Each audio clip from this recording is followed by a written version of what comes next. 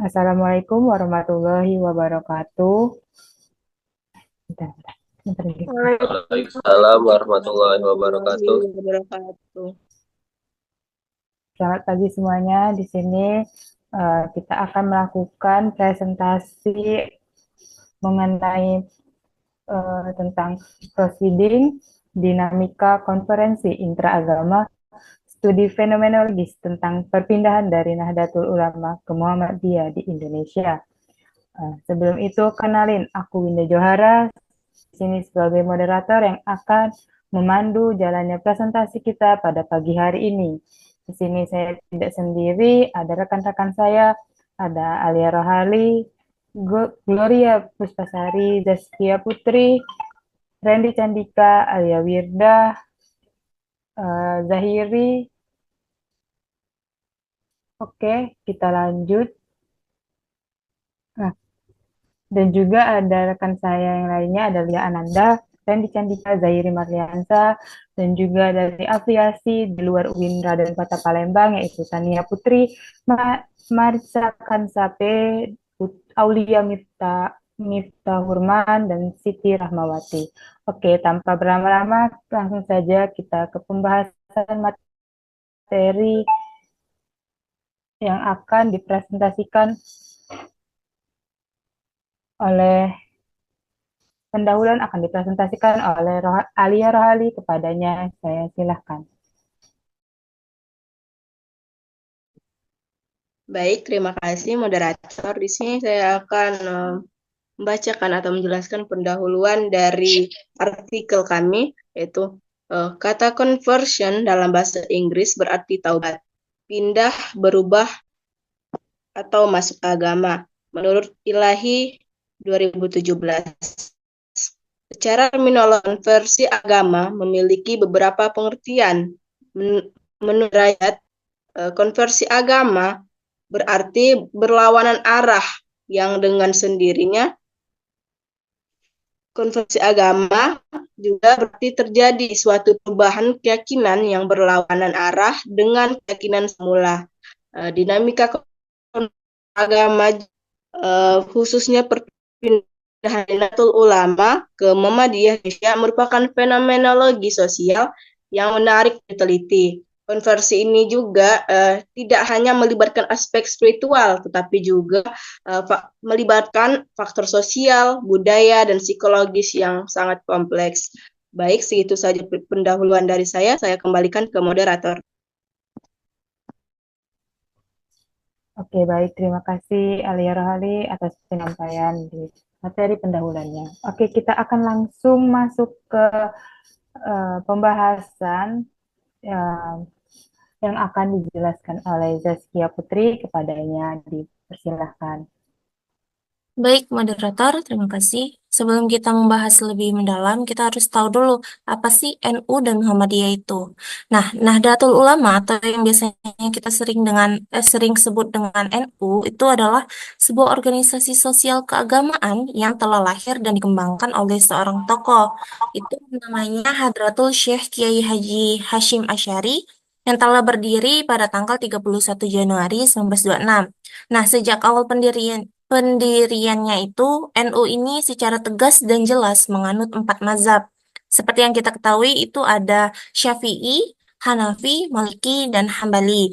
Lalu Muhammadiyah. Nah, Muhammadiyah ini adalah sebuah organisasi yang mempunyai keinginan yang sama agar Islam itu menjadi rahmatan lil alamin. Muhammadiyah menggunakan dakwah struktural yang begitu apik. Semuanya itu diatur dengan baik, selaras, dan tetap mengikuti perkembangan kebutuhan masyarakat. Nah, Muhammadiyah ini membuat lembaga-lembaga pendidikan dimulai dari TK sampai perguruan tinggi.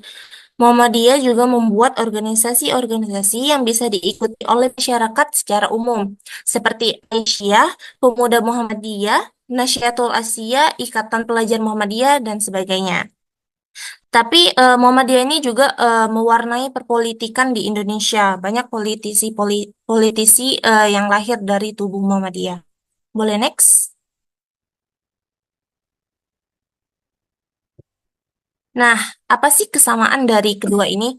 Yang pertama itu ada sumber ajarannya. Kedua organisasi ini tentunya menjadikan Al-Quran dan hadis itu sebagai landasan utama ajaran, meskipun terdapat perbedaan dalam interpretasi dan pendekatan terhadap sumber tersebut.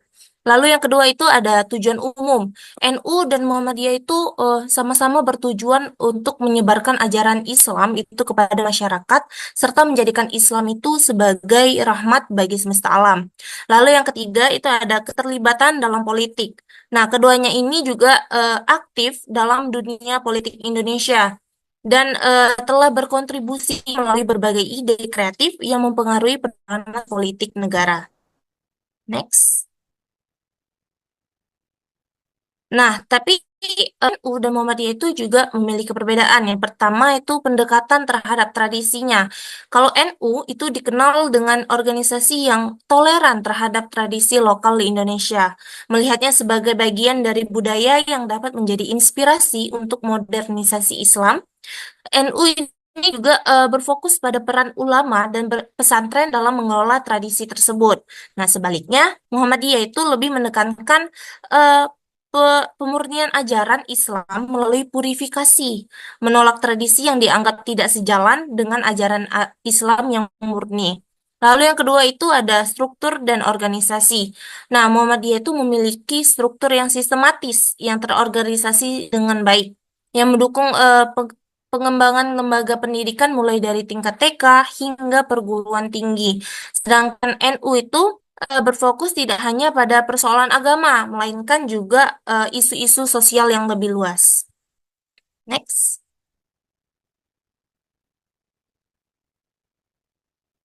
Nah, apa sih dinamika persatuan di tengah perbedaan ini? NU dan Muhammadiyah itu meskipun memiliki pendekatan yang berbeda, tetap bersatu dalam isu-isu penting seperti menjaga persatuan bangsa, melawan radikalisme, dan meningkatkan toleransi antar umat beragama. Keduanya ini juga bekerja sama melalui wadah seperti MUI atau Majelis Ulama Indonesia untuk membahas berbagai masalah keumatan. Kontribusi Muhammadiyah dan NU pada pendidikan dan nasional.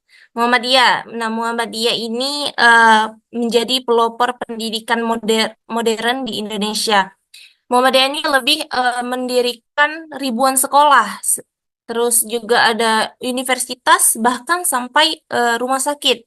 Muhammadiyah ini juga berintegrasi kurikulum agama dan ilmu pengetahuan umum.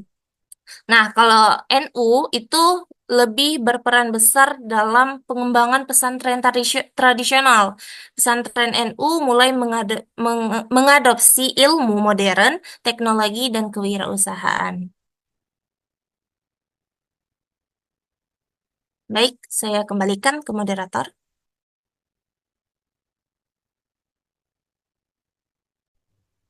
Oke, baik. Terima kasih Zaskia atas penyampaian pembahasan pada pagi hari ini. Yang selanjutnya kita akan mendengar lanjutan dari metode penelitian yang akan dijelaskan oleh Alia Wirdaningsi. Kepadanya disilahkan. Baik, terima kasih moderator. Selanjutnya ada metode penelitian. Di sini, penelitian ini menggunakan pendekatan kualitatif dengan desain fenomenologi. Pendekatan kualitatif dipilih karena bertujuan untuk memahami fenomena sosial yang kompleks terkait dengan perpindahan intraagama dari Nahdlatul Ulama ke Muhammadiyah. Desain fenomenologi digunakan untuk menggali pengalaman subjektif individu yang melakukan perpindahan tersebut, serta makna yang mereka berikan pada pengalaman religius mereka. Pemilihan metode ini didasarkan pada tujuan penelitian untuk mengungkapkan dinamika perpindahan religius dari Nahdlatul Ulama ke Muhammadiyah dengan memahami bagaimana individu membangun makna baru atas praktik keagamaan mereka, serta melakukan perpindahan dan meneliti dukungan sosial dari keluarga yang mempengaruhi keputusan perpindahan tersebut. Baik, terima kasih. Selanjutnya saya kembalikan ke moderator.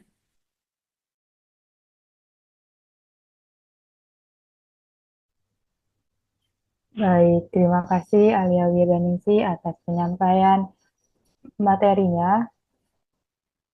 Oke, next.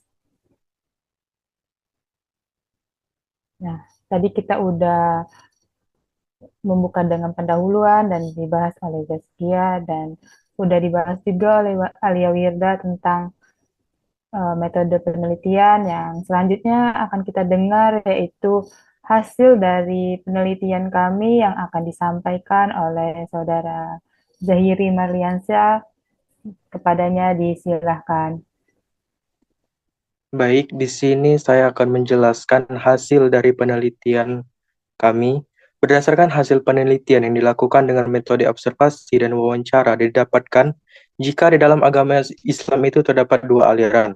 Dahulu Ibu Y, yaitu orang yang kami wawancarai atau interviewi, seorang Muslim yang mengikuti Nahdlatul Ulama atau yang sering disebut juga dengan NU. Nah, lalu Ibu Y ini menikah dengan seorang Muslim yang mengikuti mazhab Muhammadiyah. Suami Ibu Y ini juga berperan aktif di kegiatan keorganisasian aliran Muhammadiyah tersebut. Dikarenakan suaminya yang aktif dalam keorganisasian Muhammadiyah tersebut, menimbulkan rasa penasaran si istri tadi atau si Ibu Y tadi. Dikarenakan Ibu Y itu penasaran, ia mulai mencari tahu tentang makna dan bagaimana keorganisasian mazhab Muhammadiyah tersebut. Karena rasa penasaran dan keinginan tahu Ibu Y terhadap Muhammadiyah membuat Ibu itu mendalami atau mempelajari tentang Muhammadiyah tersebut. Setelah mempelajari aliran Muhammadiyah, Ibu Y ini mulai merasakan keberkahan dari pendekatan dirinya dengan mazhab Muhammadiyah yang menekankan kemurnian akidah dan modernisasi pemikiran Islam yang menurutnya membantu memahami dan mengamalkan ajaran Islam secara lebih kontekstual. Meskipun Ibu Y tidak terlibat secara formal dalam keorganisasian Muhammadiyah, tetapi Ibu Y ini mulai aktif mengikuti kegiatan pengajian dan acara pengajian di Masjid Muhammadiyah dengan harapan dapat lebih istiqomah dalam menjalani keimanannya. Baik, saya kembalikan ke moderator.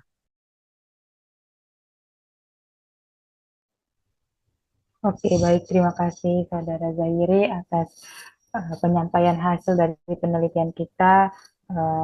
Udah disampaikan semua oleh rekan-rekan saya dari mulai pendahuluan sampai ke hasil penelitian.